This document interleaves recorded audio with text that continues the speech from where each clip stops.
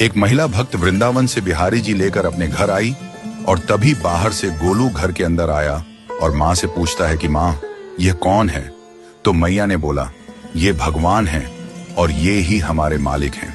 अब तो घर में जब भी कोई नई चीज बनती तो सबसे पहले बिहारी जी को भोग लगता। पहले यह सब चीजें गोलू को सबसे पहले मिलती थीं। इससे गोलू बहुत चिढ़ने लगा और मन ही मन ठाकुर जी को कोसने लगा। एक दिन गोलू की माँ काम पर जाते समय बोली, गोलू, यमुना जी से मटके में जल भर कर लाना। जब गोलू पानी भरने के लिए जाने लगा तो जाते जाते बिहारी जी को कहने लगा, खाने के लिए तो सबसे पहले तैयार रहते हो, लेकिन काम तो मुझे ही करना पड़ता है। अगर यहाँ रहना है तो काम करो। कहकर गोलू यमुना जी से जल भरने के लिए चल पड़ा। गोलू जब यमुना जी में जल भरने लगा तो उसने देखा कि यमुना जी के अंदर बिहारी जी विराजमान हैं और कह रहे हैं, ला गोलू, घड़ा हम भर देते हैं। गोलू उनको देखकर हैरान हो गया और बोला, नहीं नहीं, मैं अपने आप भर लूंगा। लेकिन ठाकुर जी ने उसके हाथ से घड़ा ले लिया और भरकर घर ले आए। गोलू घर आकर डर रहा था कि अगर माँ को पता लगा कि मैंने ठाकुर जी से काम करवाया है तो आज मेरी पक्की पिटाई होगी। माँ ने घर आकर बिहारी जी को गीले कपड़ों में देखा तो एकदम से हैरान हो गई और कहने लगी कि गोलू, ये जरूर तेरी शरारत है, जरूर तूने ही इन पर जल डाला है। गोलू ने अपनी माँ को समझाने का बहुत प्रयास किया, लेकिन माँ ने उसको डांट कर चुप करा दिया और ठाकुर जी के भीगे हुए वस्त्रों को बदलने लगी। अगले दिन जब माँ ने गोलू को अनाज पिसवाने का काम दिया तो बिहारी जी फिर अनाज का कनस्तर ले आए और माँ को ठाकुर जी के वस्त्रों के ऊपर सूखा आटा पड़ा मिला। तो माँ ने फिर गोलू को डांटा कि तुझे पता नहीं कि ये हमारे भगवान हैं और तू भगवान के साथ शरारत करता है। आज तूने फिर इनके ऊपर आटा फेंका है।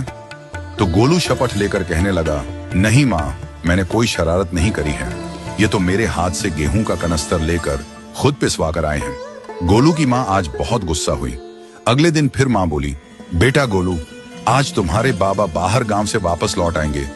बस आज का ही काम है, तुम जंगल से थोड़ी लकड़ियां ले आना। गोलू फिर डर गया, कहीं ठाकुर जी फिर मेरे पीछे ना आ जाएं।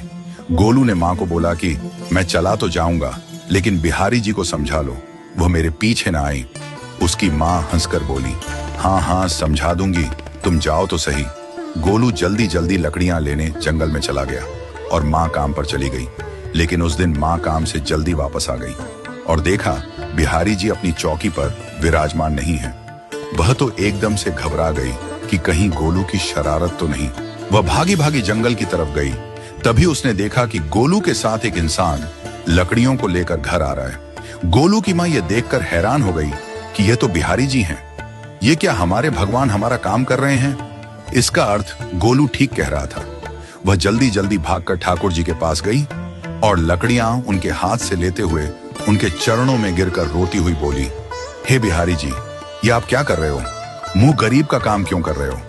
ठाकुर जी मुस्कुराते हुए बोले, हमें तो तेरे बेटे पर बहुत प्यार आता है। सब लोग हमें भगवान समझते हैं, लेकिन एक तेरा बेटा ही था जो हमको अपना मानता था। अपना मानकर वो हमें डांट भी देता था, हमारे साथ गुस्सा भी करता था, और जो हमें एक बार अपना मान लेता है तो हम उसके मान के लिए उसके ही हो जाते हैं।